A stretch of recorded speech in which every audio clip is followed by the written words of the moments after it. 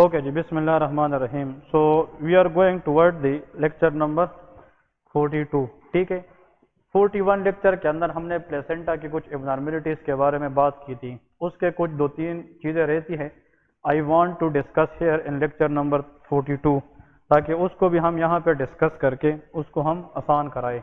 तो देखिए, दो कंडीशन है, इसमें हम डिफ्रेंशिएशन कराएंगे। एक साइड पे लेके प्लेसेंटा एब्रप्शियो प्लेसेंटा, और फिर इसको डिफ्रेंशिएट करेंगे हम प्लेसेंटा प्रीविया के साथ, क्योंकि ये दोनों भी बहुत इंपॉर्टेंट कंडीशन है फॉर पार्ट 1 एग्जाम। इसके भी बहुत से एमसीक्यूज क्वेश्चन आएंगे, तो हमें इसके बारे में पता होना चाहिए कि एब्रप्शियो प्लेसेंटा क्या है और प्लेसेंटा प्रीविया का मतलब क्या है। देखिए, मैंने आप लोगों को यह बताया था कि जब भी प्लेसेंटा एबनॉर्मलिटी की बात आती है, या तो प्लेसेंटा की लोकेशन गलत होगी, या प्लेसेंटा की एक्सटेंशन सही नहीं है, और या प्लेसेंटा की सेपरेशन टाइम से पहले है। देखिए, इसकी कंसेप्ट ये है, if this is a uterus, ठीक है, यूट्रस का जो लोअर पार्ट है there is called cervix.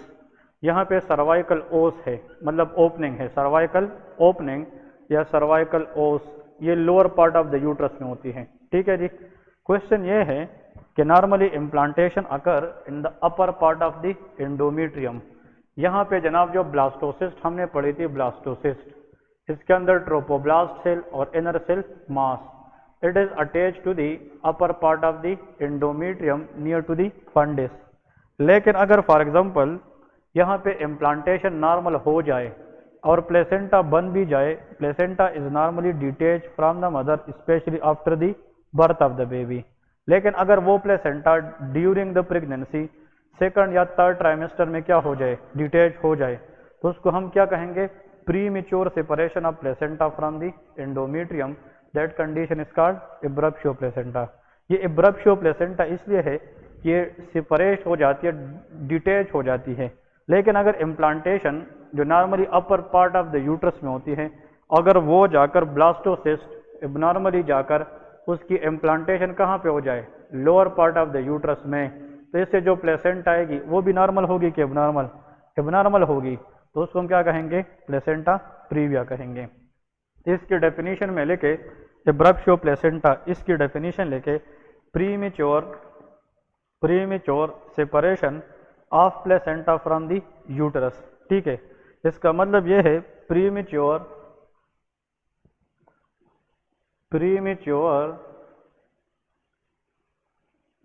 Separation of placenta from the uterus. अगर यूटरस से प्लेसेंटा टाइम से पहले सेपरेट हो जाए, that is abruptio placenta. Next देखिए, abnormal attachment of placenta especially in the lower part of the uterus। abnormal attachment of placenta in the lower part of uterus, इसको हम क्या कहेंगे, प्लेसेंटा प्रीविया कहते हैं। तो एब्रप्शियो प्लेसेंटा में implantation का इशू नहीं है, उसमें सेपरेशन का इशू है, तो इसको हम क्या कहेंगे, abruptio placenta, it is what, detachment problem, ये डिटेचमेंट इशू है। इसमें प्लेसेंटा जो है वो नॉर्मल टाइम से पहले यूट्रस से डिटेच हो जाती है, और ये किसका इशू है, it is a attachment issue, कि जो नॉर्मल इम्प्लांटेशन है अपर की पार्ट की बजाय वो किधर हो जाती है, लोअर में, so it is attachment issue. ये सारे इसकी बेसिक पॉइंट्स है।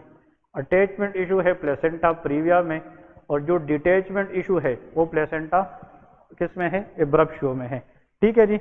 इसके लिए it may be partial are complete. Abruptio placenta ये पार्शल भी हो सकती है और कंप्लीट भी हो सकती है। इसकी भी तीन टाइप्स हो सकती है प्लेसेंटा प्रीविया की। Number 1, marginal placenta previa, marginal placenta previa. Next is lying placenta previa और third is complete placenta previa, complete placenta previa. तो इसके डिफरेंट टाइप्स है, मार्जिनल, पार्शल या लो लाइंग, कंप्लीट या टोटल प्लेसेंटल प्रीविया, और इसमें partial या complete है। कभी कभार क्या होता है कि when there is injury to the uterus, specially in a gravid uterus pregnancy में, तो ज़्यादा डैमेज की वजह से, ट्रोमा की वजह से placental separation occur, but it is partially still attach to the endometrium. इस कंडीशन को क्या कहेंगे? Partial abruptio placenta.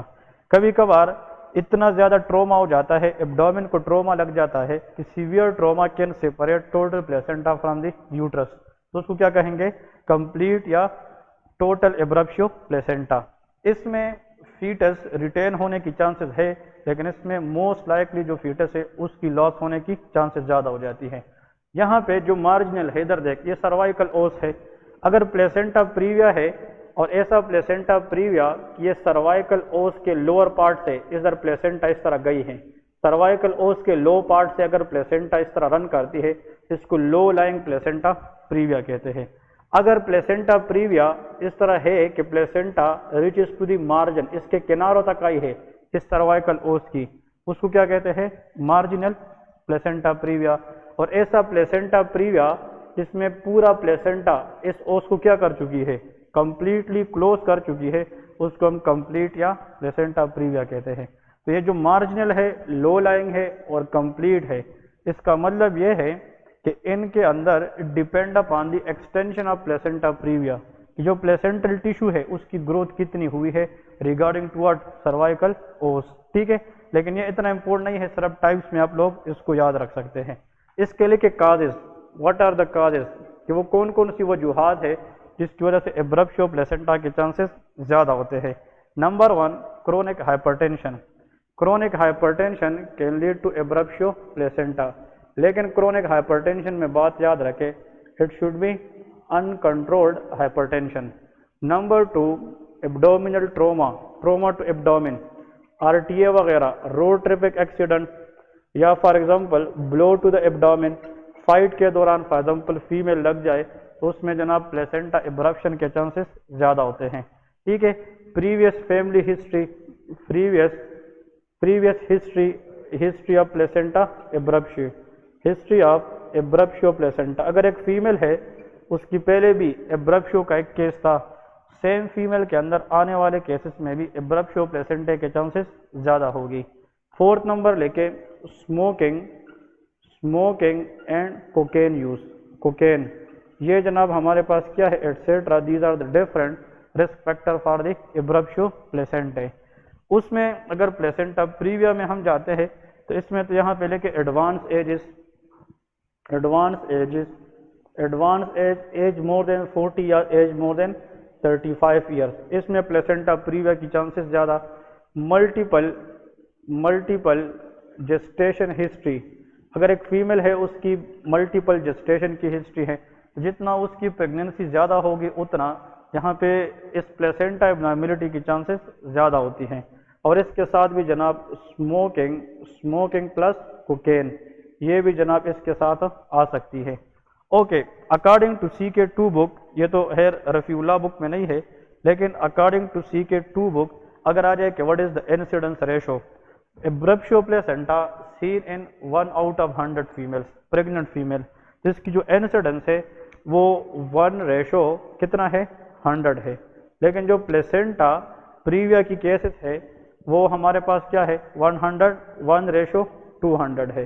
तो मोस्ट कॉमन क्या है? एब्रप्शो प्लेसेंटा है, इसकी रेशो ज़्यादा है और प्लेसेंटा प्रीविया की ratio as compare to abruptio वो कम है। लेकिन प्रेजेंटेशन सबसे इम्पोर्टेंट, आप लोग एग्जाम में बैठे हैं और एग्जामिनर ने आप लोगों को कोई क्वेश्चन दिया है तो आप लोग इस एरिया से पहचानो कि MCQs पर्पस के लिए कि प्रेजेंटेशन में ये पेशेंट किस तरह आती है। नंबर 1 इज देयर इज, आप लोग इसकी प्रेजेंटेशन में आप लोग को एक निमोनिक बताता हूँ। देखिए निमोनिक आप लोग लेके प्रेजेंटेशन ऑफ एब्रप्शो प्लेसेंटा कि आप लोग इसको कैसे याद करेंगे। अटैचमेंट का इशू है कि डिटैचमेंट का इशू है? ये डिटैचमेंट का इशू है, तो आप लोग लेके अ वर्ड डिटैच वर्ड लेके, इसमें आप लोगों को हम एक्सप्लेन करूंगा। ये डिटैचमेंट का इशू है, DETCHACHED, डिटैच्ड, ठीक है। डिटैच वर्ड लेके DETACHED, ओके। डिटैच के अंदर का मतलब यह है, these female always presented with dark painful bleed, ये सबसे इंपॉर्टेंट है, डार्क पेनफुल ब्लीड। क्यों, ये क्यों होता है, why the bleeding is dark? इधर देखें, इसकी जो ब्लीडिंग है ये अपर पार्ट से हो रही है कि लोअर पार्ट? Upper part. तो अगर यहाँ पे ब्लीडिंग हो रही है तो नीचे ब्लड आने में टाइम तो लगता है, तो ब्लीड जो है ना उसमें चेंजेस आती है, and whenever is coming out of a जाना it should be dark bleeding. तो डार्क ब्लीडिंग जब भी आ जाए that is abruptio placentae, painful होती है। ये क्या होती है, पेनफुल होती है। इधर देखें, अगर यहाँ पे ब्लीडिंग हो रही है और ये पार्शल है, तो भाई कभी कभार जो ब्लीडिंग है एब्रप्शो प्लेसेंटा में वो यहाँ पे रिटेन हो सकती है कि नहीं? अगर वो अपर पार्ट में वो ब्लीडिंग जमा होती रही तो उससे ओवरऑल जो यूट्रस हाइट है ये स्वेलिंग होगी, तो फंडल हाइट क्या हो जाती है, ये बढ़ जाती है। तो E stand for extended fundal height due to accumulation of blood. तो ब्लड अपर पार्ट में ज्यादा रह जाएगी, extended fundal height, extended fundal height, इसकी जो फंडल हाइट है वो बढ़ जाती है। और फंडल हाइट क्यों बढ़ती है? The reason is because of accumulation of blood, ठीक है। नेक्स्ट पॉइंट, इस पेशेंट की अगर यूट्रस को हम पाल्पेट करें, यूट्रस विल बी पेनलेस और पेनफुल। हाँ जी, यूट्रस, इस फीमेल की यहाँ पे ब्लीडिंग हो रही है और वो ब्लड जमा भी हो रही है, तो there will be T for tender uterus. मतलब ये है यूट्रस के अंदर टेंडरनेस होगी, देयर इज टेंडर यूट्रस, ठीक है। अब नेक्स्ट पॉइंट ये है DETACHED। तो ए मीन एब्डोमिनल पेन, ये फीमेल किसके साथ आती है? एब्डोमिनल पेन के साथ आती है, ठीक है। There will be abdominal pain. अब सी की तरफ आते हैं, C, what is C? Question ये है, कभी कभार ये फीमेल्स आती है, वो कहती है कि there is severe abdominal pain specially around the week of 26 या 28 जेस्टेशन वीक, या सेकंड ट्राइमेस्टर या थर्ड ट्राइमेस्टर में सीवियर एब्डोमिनल पेन के साथ ये फीमेल आती है। उससे इनिशियली वेजाइनल सपोर्ट होती है, लेकिन बाद में ये फीमेल कहती है कि there is nothing coming out but they have severe intense bleeding, और यूट्रस क्या हो, टेंडर हो। तो जब हम अल्ट्रासाउंड करते हैं तो अल्ट्रासाउंड हमें ये बताती है कि जो ब्लीडिंग हो रही है यूट्रस में वो ऊपर तक क्या है, महदूद है, लिमिटेड है। तो सी फॉर कंसील्ड ब्लीडिंग। कंसील्ड का मतलब हिडन ब्लीडिंग। कभी कभार ब्लीडिंग हो रही होती है लेकिन वो बाहर नहीं निकलती, तो उसको हम क्या कहेंगे, कंसील्ड ब्लीडिंग भी कहते हैं, ठीक है जी। कंसील्ड ब्लीडिंग के बाद H stand for hard abdomen. Hard abdomen, इसके अंदर जनाब हार्ड एब्डोमेन, ठीक है, hard abdomen, abdomen become very very hard, tender abdomen, painful abdomen. और E stand for these female experience DIC, disseminated intravascular कोagulation। अब DIC ये आप लोगों को मैं बताने लगा हूं कि why there is DIC। The reason is, इसके नीचे लेके the separated placenta, the separation of placenta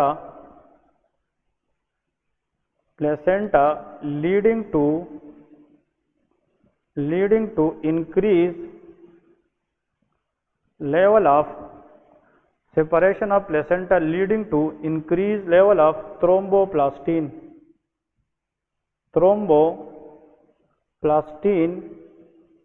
which leads to activation of complement system leading to microthrombi, small thrombus बनेगी। और जब थ्रोम्बस बनेगी तो फिर आप लोगों को मैंने बताया था कि जब प्लेटलेट है, फ्री प्लेटलेट, उसकी लेवल क्या हो जाएगी, कम हो जाएगी। If this the blood vessel, अगर ब्लड वेसल के अंदर यहाँ पे छोटे छोटे थ्रोम्बस बनेगी, थ्रोम्बस के अंदर किस चीज की कंजम्पशन होगी, platelets. If these are thrombosis, if this the thrombus, inside the thrombus platelet consumption ज्यादा होगी, तो फ्री प्लेटलेट का लेवल ब्लड में क्या हो जाएगा, कम। जब प्लेटलेट कम होगा तो इस वेसल से स्पॉन्टेनियस क्या स्टार्ट हो जाएगी, ब्लीडिंग। तो ऐसा कंडीशन जिसमें microthrombi plus bleeding side by side हो, उसको हम क्या कहते हैं, DIC कहते हैं। और यहाँ पे D stand for distress fetus, कि भाई there may be a distress to the fetus, fetal distress के चांसेस इसमें ज़्यादा होते हैं। So there will be distress to fetus, distress to fetus. तो ये निमोनिक हमें ये बता रही है कि when there is abruptio placenta it is detach before the time that is detachment premature, it will lead to a presentation of detached. ठीक है, ये पॉइंट्स याद रखें। इसमें जो सबसे इंपॉर्टेंट क्लिनिकल फीचर है dark painful bleeding, specially extended fundal height but tender uterus. Uterus हमेशा क्या होती है? टेंडर होती है। ये क्वेश्चन जरूर याद रखें। तो चाहे सेकंड ट्राइमेस्टर में हो या थर्ड ट्राइमेस्टर में हो, कंप्लेंट करे क्रोनिक हाइपरटेंसिव फीमेल हो या आरटीए के बाद severe abdominal pain with tender uterus, extended fundal height but the pattern of bleeding is dark, याद रखें that will be always abruptio placenta. ये एब्रप्शियो प्लेसेंटा के जनाब हमारे पास पॉइंट्स आ रहे हैं। ठीक है, इसके बाद नेक्स्ट आप लोगों को जाए जनाब किसकी तरफ? Placenta previa. तो प्लेसेंटा प्रीविया इसकी जो निमोनिक है ये भी आसान है। इस वर्ड में इसकी निमोनिक है PREVIA, प्रीविया लिखे प्रीविया। तो previa is the mnemonic for the remember of clinical feature of placenta previa. इसमें पेनफुल ब्लीडिंग होगी, पेनलेस। हाँ जी, इसमें painless bright red bleeding, painless bleeding, इसमें पेनलेस ब्लीडिंग होती है specially around third trimester. Third trimester के अंदर ये इसलिए होती है क्योंकि देखें ये कहाँ पे इम्प्लांटेशन हुई है? लोअर पार्ट में। तो थर्ड ट्राइमेस्टर में तो फीटस डिसेंड कर रहा होता है, तो यहाँ पे प्रेशर ज़्यादा होगा क्या? नहीं। तो यहाँ पे प्रेशर बढ़ने से जो थर्ड ट्राइमेस्टर में है, अगर यहाँ पे प्लेसेंटा हो तो उससे ब्लीडिंग के चांसेस ज़्यादा होगी। और ये ब्लीडिंग जब होगी तो ये वेजाइनल ट्रैक के साथ नज़दीक है, तो ये ब्लड टाइम लेगी कि क्विकली कम आउट, ये quickly come out. So there will be painless what? Red bleeding. R stand for red bleeding. इसके अंदर जो ब्लीडिंग होगी that will be red bleeding. इसके अंदर जनाब ब्राइट रेड, इसको हम कहते हैं ब्राइट रेड ब्लीडिंग। इसका मतलब ये है देयर विल बी रेड, इसको हम एक नाम, ये नाम याद रखें, टिपिकल एग्जाम के अंदर आता है bright red bleeding, bright red bleeding. और इस आर का दूसरा मतलब ये है रिलैक्स्ड एंड सॉफ्ट यूट्रस। तो इसमें यूट्रस टेंडर होगा कि नहीं होगा?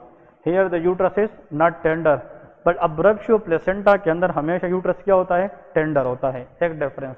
नेक्स्ट क्वेश्चन ई की तरफ आते हैं कि what is meant by E stand for episodes of spotting. मतलब ये फीमेल बताती है कि time to time episodically in female में क्या होती है? स्पोर्टिंग्स होती है। मतलब ब्लड के कतरे आते हैं, लेकिन वो ब्लड क्या होगी? विजिबल होगी कि नहीं? क्योंकि ये ब्लीडिंग डायरेक्ट आएगी near to the vaginal tract. तो V stand for visible bleeding. ये ब्लीडिंग हमेशा विजिबल होती है, visible bleeding, episodes of spotting, लेकिन the nature of bleeding will be bright red in colour. और ये हमेशा क्या होती है? पेनलेस ब्लीडिंग होती है। ठीक है, नेक्स्ट क्वेश्चन यहाँ पे लेके आई स्टैंड फॉर, अगर ये फीमेल सेक्सुअल इंटरकोर्स करे तो during sexual intercourse she will experience what? Pain. क्योंकि यहाँ पे near to the vaginal canal uterus के लोअर पार्ट में इम्प्लांटेशन हुई है। इसका मतलब intercourse will be painful, intercourse will be painful. It is not the typical presentation. ये जस्ट आप लोगों को प्रीविया की निमोनिक को कंप्लीट करने के लिए बताया है, लेकिन it is one of the feature of placenta previa, but the female one not typically present with this. वो आएगी लेट थर्ड ट्राइमेस्टर के अंदर किसके साथ? ब्राइट रेड पेनलेस ब्लीडिंग के साथ, and there will be no tenderness in the uterus, uterus will be relaxed। और A stand for, A का मतलब क्या है कि इन फीमेल्स के अंदर there will be abdominal या फॉर एग्जाम्पल फीटस पोजीशन। अगर हम एब्डोमिनल फीटस पोजीशन को देखें, sorry, A stand for abnormal fetus position. इन फीमेल्स के अंदर जो फीटल पोजीशन है वो यूजुअली क्या होती है? एबनॉर्मल होती है, क्योंकि इम्प्लांटेशन एबनॉर्मल है, लोअर पार्ट में है, तो इससे जो फीटल प्रेजेंटेशन है वो भी क्या होती है? एबनॉर्मल। नॉर्मली जो प्रेजेंटिंग पार्ट है फीटस की वो कौन सी होती है? हेड होती है। इन फीटस के अंदर या तो ब्रीच होती है, या बटक सामने होती है, या लेग्स वगैरह ये सामने होती है। और इसके नीचे एक पॉइंट जरूर याद रखें प्लेसेंटा प्रीविया में के नोट में लेके no vaginal examination is necessary. यार इसका मतलब ये है vaginal examination is contra indicate. Why? क्योंकि अगर हम वेजाइनल एग्जामिनेशन करें तो वेजाइना के बाद लोअर पार्ट में तो यहाँ पे फीटस पड़ा है, तो फीटस ज़ाया होने की चांसेस है कि नहीं? तो इसके अंदर ये जितना लोअर पार्ट में है तो फीटल रिस्क की वजह से, फीटल लॉस की वजह से इस कंडीशन में कोई वेजाइनल एग्जामिनेशन की ज़रूरत तो नहीं होती। ठीक है जी, ओके। इसकी अगर फॉर एग्जांपल हमारे पास ये आ जाए फॉर एग्जांपल के इसकी डायग्नोसिस क्या है, डायग्नोसिस अगर आ जाए abruptio placenta, it is clinically diagnosis, it is primarily clinically history और क्लिनिकल एग्जामिनेशन। लेकिन ट्रांस वेजाइनल और ट्रांस एब्डोमिनल अल्ट्रासाउंड हम कर सकते हैं, TAUGS, ट्रांस एब्डोमिनल अल्ट्रासाउंड। तो we can go for trans vaginal ultrasound और ट्रांस एब्डोमिनल अल्ट्रासाउंड। ठीक है, ये कब हमारे पास जो है ना यूजफुल है? Anyone? Why we are going for trans abdominal and trans vaginal ultrasound? For to see the concealed bleeding. क्योंकि जब ब्लड है अगर वो बाहर नहीं आ सकती, वो अंदर जो है ना रह जाती है, तो उस हिडन ब्लड को देखने के लिए either we have to go for trans vaginal ultrasound और ट्रांस एब्डोमिनल अल्ट्रासाउंड। और इसमें आप लोगों ने लिखना है कि ट्रांस एब्डोमिनल भी करते हैं, ट्रांस एब्डोमिनल अल्ट्रासोनोग्राफी और trans vaginal ultrasonography to look for abnormal positioning of placenta. मतलब एबनॉर्मल पोजीशनिंग ऑफ प्लेसेंटा कि प्लेसेंटा किधर है, लो लाइंग है, मार्जिनल है या कंप्लीट ओस वाला है। तो इसके लिए हम क्या देखते हैं, ट्रांस एब्डोमिनल या trans vaginal to look for abnormally position placenta के लिए। किसके अंदर हम वेजाइनल एग्जामिनेशन नहीं कर सकते? Do not perform any vaginal exam specially in placenta previa. ठीक है जी, ओके। अगर फॉर एग्जांपल इसकी मैनेजमेंट डिपेंड करती है सिविरिटी पे और इसकी मैनेजमेंट डिपेंड करती है टाइम पे कि भाई इसकी टाइम क्या है और सिविरिटी क्या है। लेकिन फर्स्ट प्रायोरिटी ये है, देखिए इसकी डिलीवरी आप लोग इस तरह याद रखें कि हम अगर इसमें देखें फर्स्ट प्रायोरिटी ये है कि माँ और बच्चे की जो स्टेटस है उसके हिसाब से दोनों को क्या करें, स्टेबलाइज करें। अगर इस बच्चे की एज 34 वीक से कम है और स्टिल कोई कनेक्शन है, बच्चा लूज होने की चांसेस कम है, तो हम बाहर से क्या देते हैं, बीटामिथासोन, ताकि उस बच्चे की लंग को क्या करे, मैच्योर करे। अगर बाद में सी सेक्शन करना भी पड़ा ताकि बच्चे को सिविरिटी के चांसेस कम से कम हो, उसमें भी हम माँ को भी मॉनिटर करते हैं, बच्चे को भी करते हैं। अगर दोनों रिस्क में है या बच्चा डिस्ट्रेस में है तो हम फिर क्या करते हैं, सी सेक्शन कर देते हैं। इसकी कॉम्प्लिकेशन क्या है, what is the dangerous complication of abruptio placenta? इसके अंदर ब्लीडिंग ज्यादा होती है, patient can develop haemorrhagic shock. इसके अंदर पेशेंट किस में जा सकती है, हीमोरेजिक शॉक में जा सकती है। तो इसका मतलब ये है द रिस्क, इसकी रिस्क लेके कॉम्प्लिकेशन रिस्क एग्जाम में आता है। The most common complication risk for this abruptio placenta that is haemorrhagic shock. ठीक है, ये हीमोरेजिक शॉक है। इसमें आप लोग लिखे प्लेसेंटा एक्रीटा। इसका मतलब ये है, अब देखिए प्लेसेंटा लोअर पार्ट में है तो लोअर पार्ट में प्लेसेंटा एबनॉर्मली अटैच है। अब ये एंडोमीट्रियम से इन्वेट करके किस तक जा सकती है, myometrium. Whenever placenta place abnormal, it's की एक्सटेंशन प्रॉब्लम आ सकती है and it can invade into the myometrium and it will increase the risk of placenta accreta. तो प्लेसेंटा एक्रीटिया में भी जा सकती है। और यार इसके अंदर फीटस प्रॉब्लम किस में ज्यादा हो सकती है, इस एब्रप्शियो में। इसमें ब्लीडिंग ज्यादा होती है, इसलिए फीटल हाइपोक्सिया चांसेस भी किस में ज्यादा होती है, एब्रप्शियो प्लेसेंटा में होती है। ठीक है जी, ओके। अब इसको ध्यान में रखते हुए नेक्स्ट हम एक और टॉपिक की तरफ जाएंगे which is very very important, उसको भी हल करेंगे।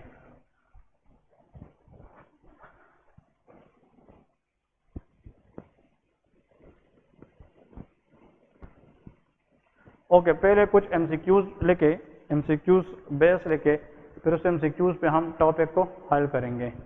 Number 1, ovulation is mainly due to dash. Ovulation first MCQs, ovulation is mainly due to dash first, ठीक है। सेकंड,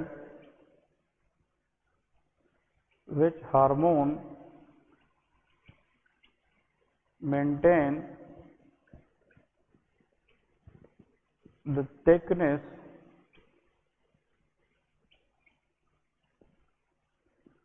of endometrium, ठीक है। Next, the source of progesterone after ovulation. The source of progesterone after ovulation. Next, the source of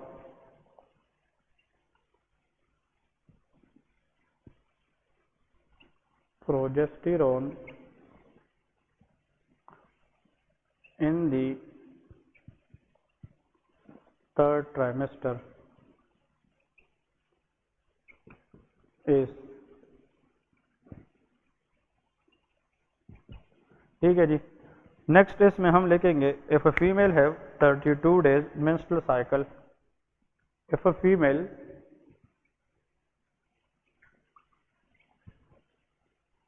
have, if a female has 32 days menstrual cycle, what will be the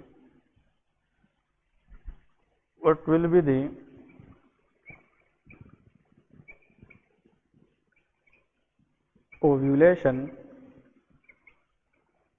day, ठीक है। ये कुछ question है, इसको पहले note करें, फिर हम बाद में जनाब इसकी हम डिस्कस करेंगे कि व्हाट इज इम्पोर्टेंट वन, ठीक है जी। ओके, पहला क्वेश्चन है ovulation is mainly due to dash. Answer is LH surge, जिसको हम ल्यूटिनाइजिंग हार्मोन कहते हैं। LH कहाँ से आता है? इंटीरियर पिट्यूटरी ग्लैंड से। सो ल्यूटिनाइजिंग हार्मोन की जो सर्ज है LH surge, and LH surge is due to increase level of estrogen, ठीक है। एस्ट्रोजन LH सर्ज को बढ़ाता है, ठीक है। Which hormone maintain the thickness of endometrium? Answer is progesterone. Progesterone अभी हमने 41 लेक्चर में इसकी जिक्र भी की है। The source of progesterone after ovulation, ये क्या है? Answer is corpus luteum. Corpus luteum बनता है ओव्यूलेशन के बाद, and that is the main source of progesterone after the ovulation. अगर यह जाए कि what is the source of progesterone in third trimester of pregnancy, अब फिर तो कार्पस ल्यूटियम नहीं है, तो थर्ड ट्राइमेस्टर के अंदर प्रोजेस्टेरॉन का जो रियल सोर्स है that is placenta. Very good, ये प्लेसेंटा से एस्ट्रोजन भी आता है, प्लेसेंटा से बीटा HCG भी आती है, प्लेसेंटा से HPL हार्मोन भी आता है, ह्यूमन प्लेसेंटल लैक्टोजन हार्मोन, ठीक है। अब यहाँ पे देखें, if a female has 32 days menstrual cycle, what will be ovulation day? तो इसका लोग आंसर लेके 18th डे ये इसकी ओव्यूलेशन डे है। ये हम अभी पढ़ेंगे, इसको हम प्रूफ करेंगे, और इसका एक ट्रिक है वो आप लोगों को बताऊंगा, वो याद रखना है, ठीक है। Okay, each month there is a menstrual cycle in the female. Hormonal regulation के हिसाब से हर एक मंथ में फीमेल के अंदर एक साइकिल होता है, उसको हम मेंस्ट्रुअल साइकिल कहते हैं। मेंस्ट्रुअल साइकिल में देखें, मेंस्ट्रुअल साइकिल इसके जो MCQs हैं वो क्विकली देखते हैं। मेंस्ट्रुअल साइकिल, तो मेंस्ट्रुअल साइकिल आप लोगों को पता है इसके दो फेज है। First is follicular phase and another is luteal phase।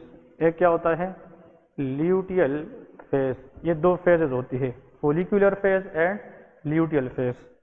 ये फेज ओव्यूलेशन से पहले होती है, इसको हम प्री ओव्यूलेटरी फेज भी कहते हैं, प्री ओव्यूलेटरी फेज, ठीक है। और इसको हम कहते हैं पोस्ट ओव्यूलेटरी फेज। ये मैं क्विकली जल्दी बताता हूँ, many of you guys already know, ठीक है, बस इसके जो एमसीक्यूज है वो हम देखेंगे। Pre ovulatory and post ovulatory, एक फोलिकुलर फेज है और एक ल्यूटियल फेज है। ईच मंथ में देखे जो हाइपोथैलेमस है, hypothalamus quickly, hypothalamus release a hormone known as GnRH, gonadotropic releasing hormone. GnRH hypothalamus से रिलीज होता है, तो ये किस ग्लैंड पे जाता है, इंटीरियर पिट्यूटरी ग्लैंड, और वहां से रिलीज करवाता है FSH and LH, follicle stimulating hormone and luteinizing hormone. इन दोनों की जो रिलीज है ये किस ग्लैंड से होती है, interior pituitary gland, interior pituitary gland से आती है FSH and LH hormone. Okay, अब क्वेश्चन ये है कि this FSH and LH hormone will come, ये इस तरह, लेकिन एमसीक्यूज ये है कि जो FSH है इसकी लेवल ज्यादा होगी, LH की level as compare to FSH कम होती है, ठीक है। अब आते हैं जनाब, this is ovary, for example ये ओवरी है, ओवरी के अंदर there are lot of follicles, बहुत सी फोलिकल्स होती है।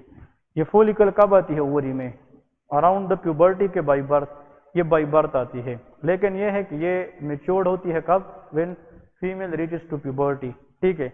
अब इसमें मुख्तलिफ बहुत सी फोलिकल है, लेकिन at the end of the day each month कितने फोलिकल मेच्योर्ड हो जाती है, एक फोलिकल, ठीक है। फीमेल में पूरी जिंदगी में तकरीबन कोई 400 to 420 साइकिल्स चलती है, मतलब एवरेज फीमेल में, क्योंकि 13 ईयर्स में मिनार्की हो जाती है, first time onset of menstrual cycle, और जो 51 एज है उसमें मीनोपॉज हो जाती है, इसके बीच में कोई 380 to 420 साइकिल ये चलती है। देखें इस फोलिकल के अंदर the very very immature follicle which contain ovum, that is called primordial follicle. ये ओवरी की बात कर रहा हूँ, प्राइमोडियल फोलिकल। क्वेश्चन ये है, primordial follicle is a very very immature follicle. Primordial follicle बाद में मेच्योर हो जाता है और इससे बन जाता है जनाब, क्या है, प्राइमरी फोलिकल। तो primordial follicle is converted into primary follicle, primary follicle. Primary follicle ये मजीद मेच्योर हो जाता है, इससे बन जाता है secondary follicle, that is called second. ये सारी चेंजेस है, डिफरेंट चेंजेस आती है विद डिफरेंट टाइम, इसको हम सेकेंडरी फोलिकल कहते हैं। और सेकेंडरी फोलिकल जब मजीद क्या हो जाए, मोर मेच्योर हो जाए, तो उससे the maturest form of follicle, that is called Graafian follicle. तो इससे जनाब आखिर में बन जाती है Graafian follicle which contain ovum, इसके अंदर ये ओवम पड़ी होती है, that is called Graafian follicle and it contain ovum. कहने का मतलब ये है कि each month there is follicular maturation, ovary के अंदर क्या होती है, follicular maturation. This all thing that is happened in the ovary, ये ओवरी के अंदर होती है, ठीक है जी। अब क्वेश्चन ये है कि अगर फॉर एग्जांपल यहाँ पे हम देखें इन फोलिकुलर मेच्योरेशन में, इन फोलिकुलर मेच्योरेशन के अंदर the hormone we need that is called follicle stimulating hormone, मतलब फोलिकल स्टिमुलेटिंग हार्मोन जो है ये फोलिकुलर मेच्योरेशन में हेल्प कर देती है।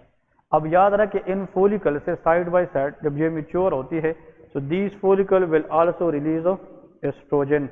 ये किस चीज को बढ़ाती है, एस्ट्रोजन लेवल को। अब एस्ट्रोजन जितना फोलिकल मेच्योर होता जाएगा, estrogen become more and more, estrogen का लेवल बढ़ता जाएगा। यहाँ पे अगर एस्ट्रोजन कम है, यहाँ पे एस्ट्रोजन का लेवल ज्यादा होगा, यहाँ पे एस्ट्रोजन का लेवल मजीद ज्यादा होगा। जिस फीमेल की साइकिल कितनी डेज की होती है, 28 डेज की, तो उन फीमेल को इन मेच्योरेशन में तकरीबन कितने दिन लग जाते हैं, 14 डेज, क्योंकि जो नॉर्मल मेंस्ट्रुअल साइकिल है 28 डे मेंस्ट्रुअल साइकिल में ओव्यूलेशन किस दिन होती है, 14 डे पे होती है। तो इस फोलिकुलर मेच्योरेशन में नॉर्मली कितने दिन लग जाते हैं, 14 डेज, ये सुन ले। अब 14 डे पे जब ये पूरा मेच्योर हो जाए तो एस्ट्रोजन की लेवल बहुत क्या हो जाती है, बढ़ जाती है। एक एमसीक्यूज ये है, this estrogen has a positive effect on interior pituitary gland to release advance what LH hormone. ये एमसीक्यूज आता है। What is the stimulus for LH surge? Answer is increase level of estrogen. वो क्या है?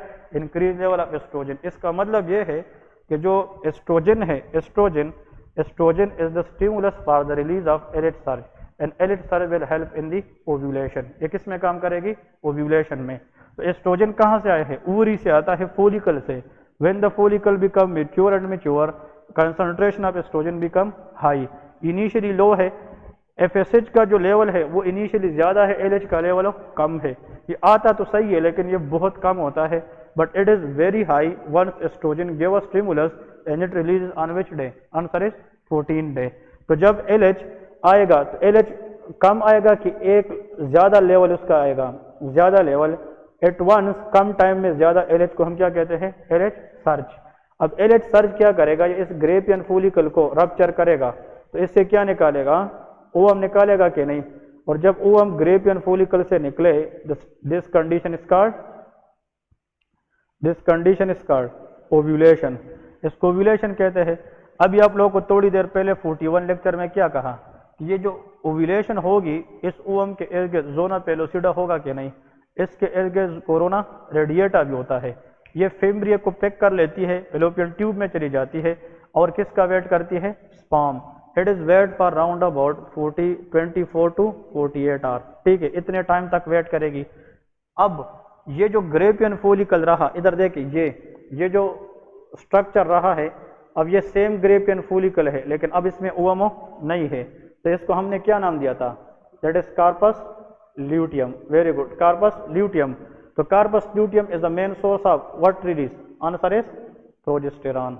अब question ये है, जब तक ओव्यूलेशन नहीं थी, ओव्यूलेशन नहीं हुई थी, फोलिकुलर स्टिमुलेशन हो रही थी ना, मतलब ओव्यूलेशन से पहले हमने सारा किस्सा किस में पढ़ा है? ओवरी में पढ़ा है। इसका मतलब ये है ओव्यूलेशन से पहले का इशू कहाँ पे हो रही है? ओवरी में। और ओव्यूलेशन के बाद वाला इशू कहाँ पे होगी? यूट्रस में बात जाएगी। अभी यूट्रस की प्रिपरेशन होगी। ओव्यूलेशन से पहले किसकी बात हुई थी? फोलिकल की। तो ये कौन सा फेज है? Follicular phase is pre ovulatory phase, उससे पहले। लेकिन वंस ओव्यूलेशन अकर, ओव्यूलेशन के बाद किस चीज की प्रोडक्शन होगी? ल्यूटियम की। तो ये कौन सा फेज है? ल्यूटियल फेज है। तो पोस्ट ओव्यूलेटरी है। प्री ओव्यूलेटरी फेज में which hormone is predominant? Estrogen. Post ovulatory phase में hormone predominant is progesterone. Clear है?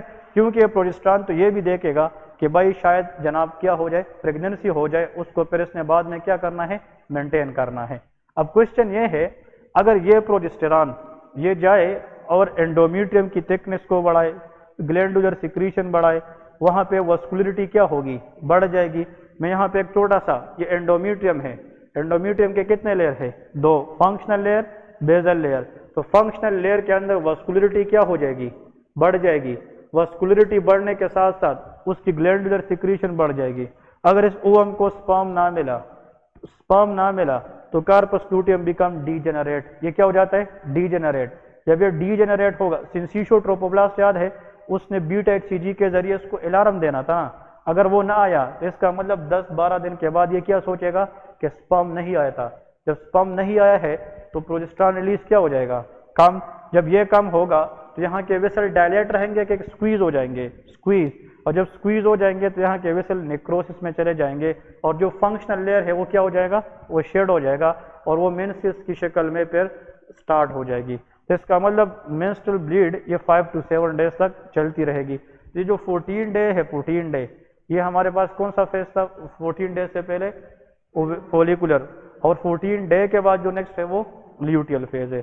एमसीक्यूज ये आता है कि वंस ओव्यूलेशन अकर, जब ओव्यूलेशन होती है तो याद रखे luteal phase in menstrual cycle is always constant. ये क्वेश्चन जरूर याद रखे। ल्यूटियल फेज हमेशा क्या होता है? कांस्टेंट होता है। और luteal phase will take round about how many days? Answer is 14 days. ये 14 डेज लेगी, मतलब ये है कि मेंसेस स्टार्ट हो जाएगी। मेंसेस स्टार्ट हो गई ना, अब क्वेश्चन ये है कि मेंसेस स्टार्ट होगी, 5 से 7 दिन उसकी मेंसेस होगी और वहां पे फिर ये स्टेज स्टार्ट हो जाएगा। ठीक है, तो ये कांस्टेंट है।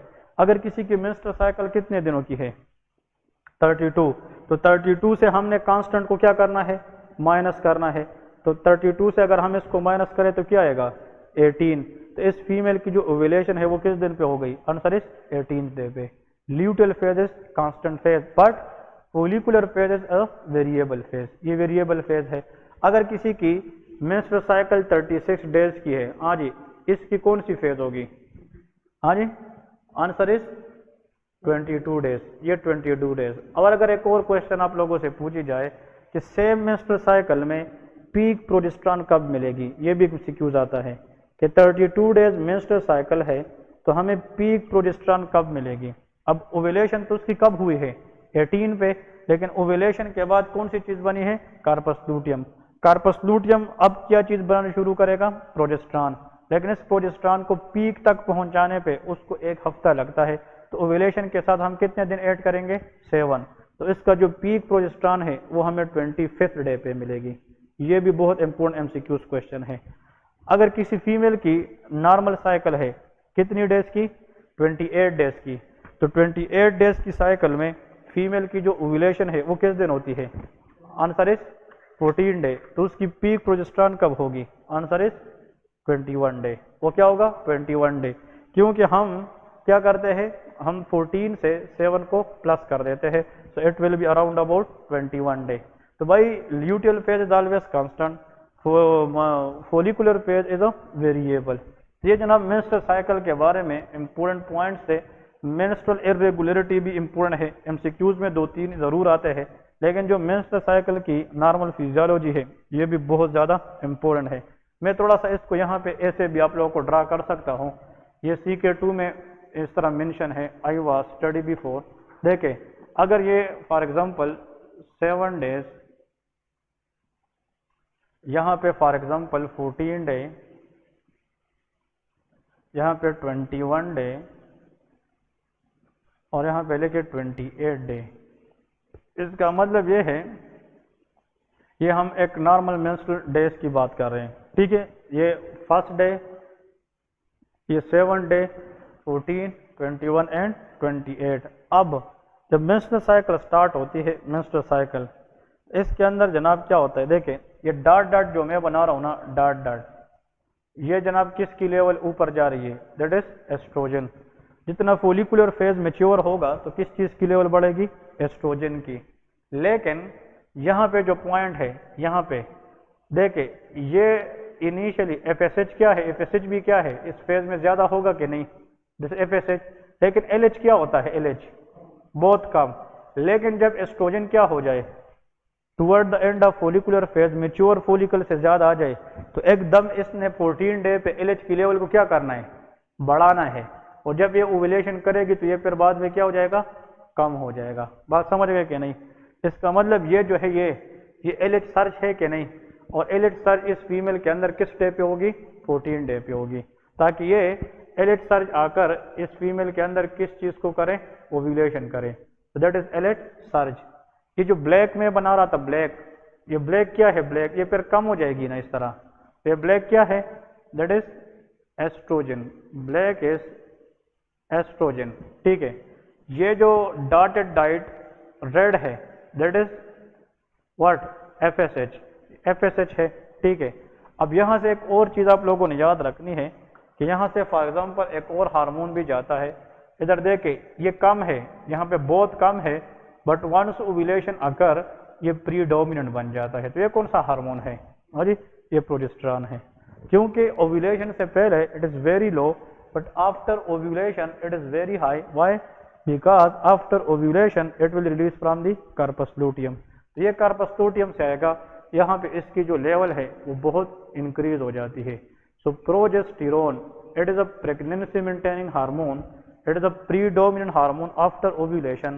Estrogen is a predominant hormone before ovulation, or LH surge will help in the ovulation, especially at 14 day of menstrual cycle if the female is menstruating around the age of what, around the 28 day cycle। ठीक है जी, okay. अब कुछ important terms की बात करते हैं। Important terms में आप लोगों ने याद रखना है कि सेकेंडरी सेक्सुअल कैरेक्टरिस्टिक अपीयरेंस, अब डेवलपमेंट ऑफ फीमेल की, development of female secondary sexual characteristic, ठीक है, female characteristic. Okay, first is thelarche, ठीक है, प्यूबआर्की, प्यूबआर्की एंड मेनार्की, ये तीन वर्ड याद रखें। Okay, thelarche mean development or appearance of the breast buds, appearance of breast bud around the puberty, appearance of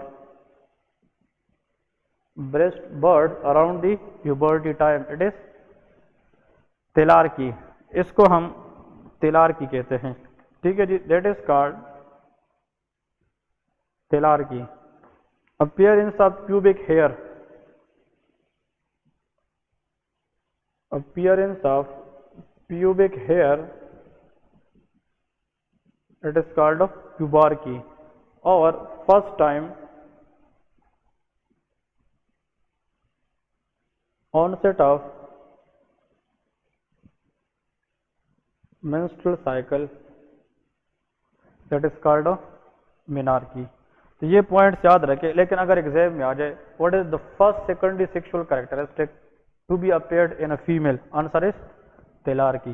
तेलार्की is appear around the age of 8 to 11 years। तो first अगर आप लोगों को exam में आ जाए कि फर्स्ट टाइम या first जो कैरेक्टरिस्टिक अपेयर होती है सेकेंडरी सेक्सुअल कैरेक्टरिस्टिक फीमेल के अंदर, तो वो कौन सी होगी, और answer will be always of thelarche, ठीक है जी। नेक्स्ट, अब यहाँ पे मैं टर्नर सिंड्रोम पहले से आप लोगों को एक्सप्लेन कर चुका हूँ, ठीक है ना। देखिए, मैं यहाँ पे एक सिनेरियो बताने लगा और यही क्वेश्चन आता है, लिखने की जरूरत नहीं है। A young female brought by their parents with a history of primary amenorrhoea, किसके साथ आई है, प्राइमरी एमेनोरिया। एमेनोरिया का मतलब क्या है, हाँ जी, एब्सेंस ऑफ मेंस्ट्रुएशन, एमेनोरिया।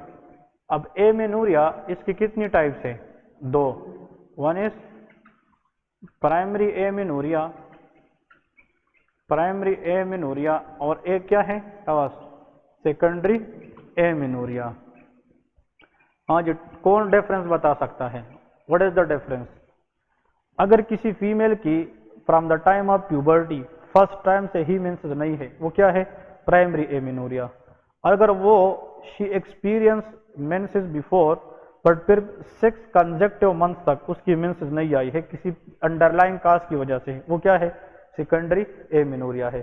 तो उसमें एक या दो दफा साल दो उसमें पहले से कोई मेंसेस चल गई होगी, उसके बाद मेंसेस नहीं आई होगी।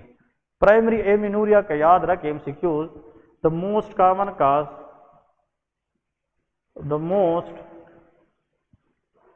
Common cause of primary amenorrhoea, the most common cause is what, chromosomal abnormality. ये क्रोमोसोमल एबनॉर्मेलिटी है, मतलब क्रोमोसोमल एबनॉर्मेलिटी या प्राइमरी ओवेरियन इनसफिशिएंसी, मतलब क्रोमोसोमल एबनॉर्मेलिटी याद रखे। तो टर्नर सिंड्रोम में क्रोमोसोमल एबनॉर्मेलिटी होती है कि नहीं, इसका एग्जांपल आप लोग क्लासिकल टर्नर सिंड्रोम लिख सकते हैं। तो टर्नर सिंड्रोम के फीचर क्या है, या इसकी कैरियोटाइपिंग क्या है, 45X0, 45X0।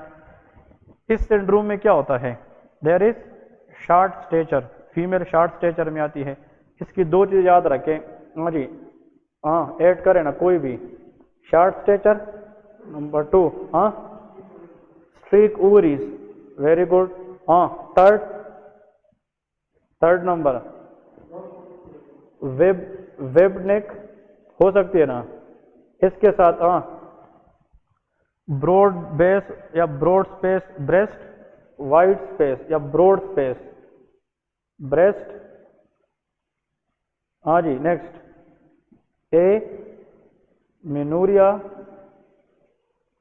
Amenorrhoea, short stature, streak ovaries, web neck, wide space. इसमें कार्डियोवास्कुलर डिजीज अगर आ जाए, हाँ जी, bicuspid aortic valve, bicuspid aortic valve stenosis, aortic valve में कितनी कस्प होती है? 3, तो ये बाइकस्पेड एयोर्टिक वाल्व स्टेनोसिस, या अगर ये नहीं है, सेकंड इज कोआक्टेशन ऑफ एयोर्टा, ये इसके साथ एसोसिएट हो सकती है।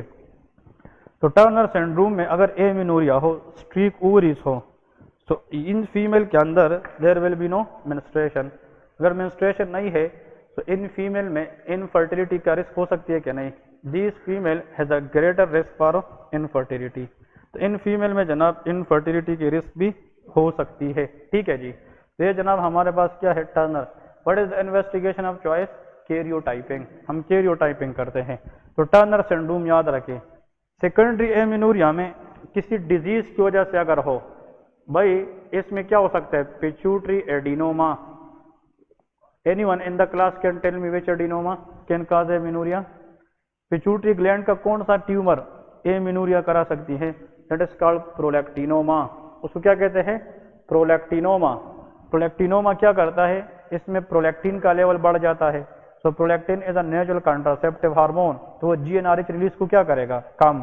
तो एफएसएच एलएच कम होगा कि नहीं? Can cause amenorrhoea. इसके फीचर जल्दी बताए। नंबर 1 इज एमिनोरिया, हाँ जी, गैलेक्टूरिया। प्रोलैक्टिन बढ़ने से एक्सेसिव मिल्क की क्या होगी? Discharge from the breast, that is galactorrhoea and loss of libido, loss of libido. और याद करें इसमें हम देते हैं ब्रोमोक्रिप्टेन या हम केबरगुलिन देते हैं। Cabergoline is D2 agonist and D2 agonist, ठीक है ना? केबरगुलिन या डोपामिन ब्रोमोक्रिप्टेन देते हैं क्योंकि dopamine is a prolactin inhibiting factor.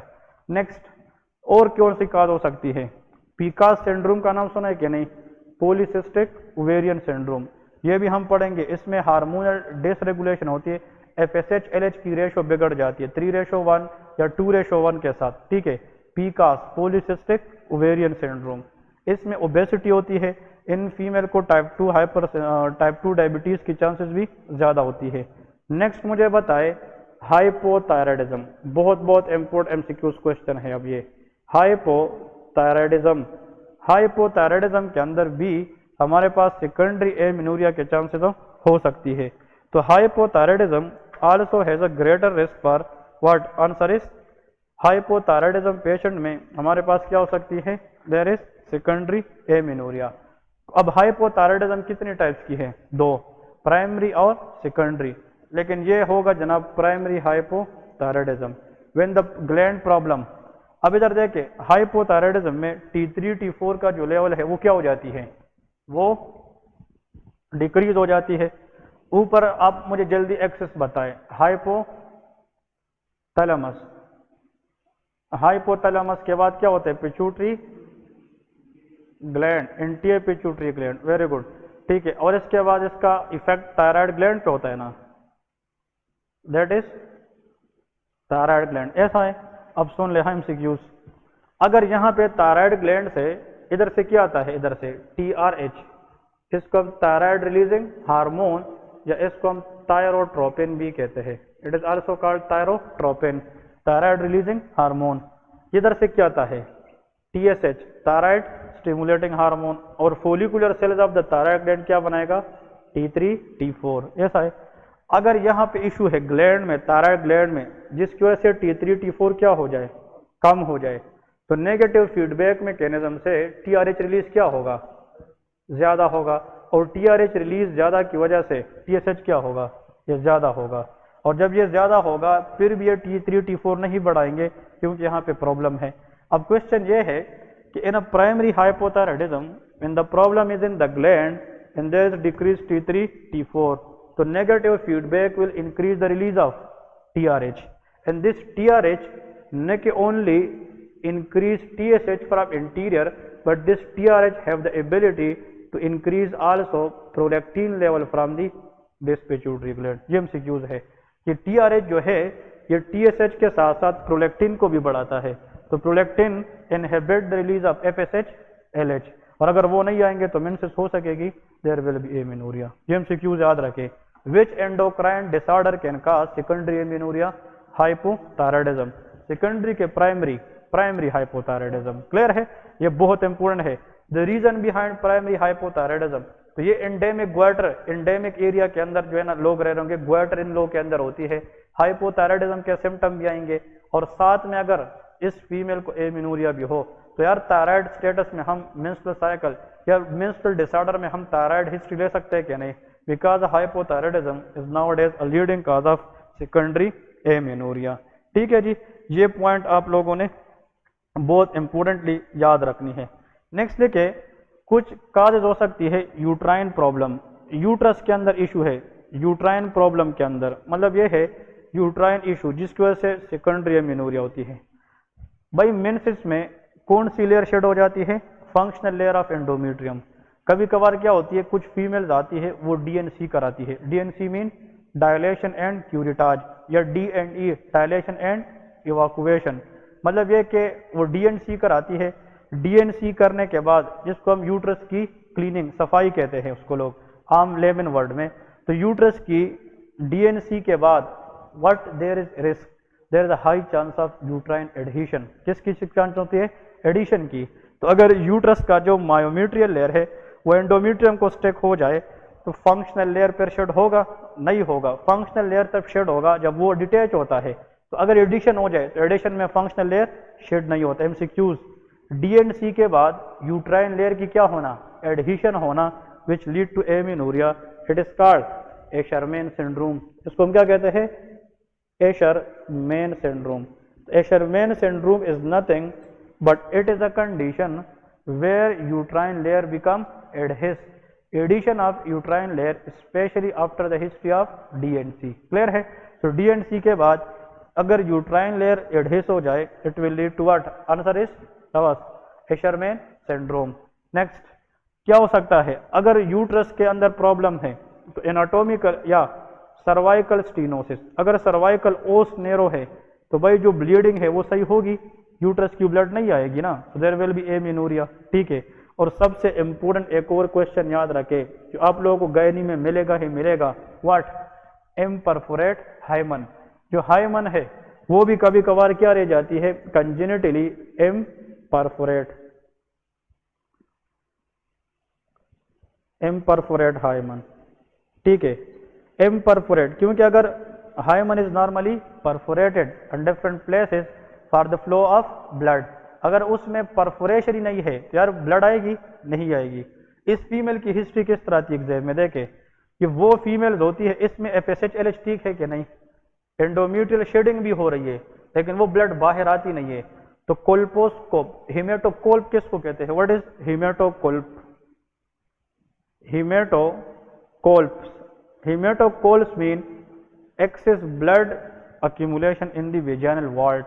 जो वेजाइना है उसमें जनाब ब्लड की अक्यूमुलेशन जिसकी वजह से जो हाइमन है उसकी बल्जिंग हो जाए, क्योंकि हाइमन पे ब्लीडिंग हो रही है, ब्लड आगे आ नहीं रही है, तो hymen become bulge or not. और बल्जिंग का वजह क्या है कि ब्लड वेजाइना में क्या हो चुकी है, रिटेन, इसको हेमेटोकोल्प कहते हैं। तो ये भी अगर इस फीमेल के अंदर शेडिंग हो रही है कि नहीं, हाँ जी, इसकी शेडिंग हो रही है कि नहीं, हो रही है, तो शेडिंग की वजह से इसकी जो मंथली साइकिल है उसकी जो साइक्लिक चेंजेस है, मूड चेंजेस, वो आएगी क्या नहीं, cyclic changes will be there, mood changes will be there, but breast tenderness will be there, but still the blood will not coming out. लेकिन जब हम एग्जामिनेशन करेंगे we will see blood in the vagina and there will be bulging of the hymen, that is called what, imperforate hymen.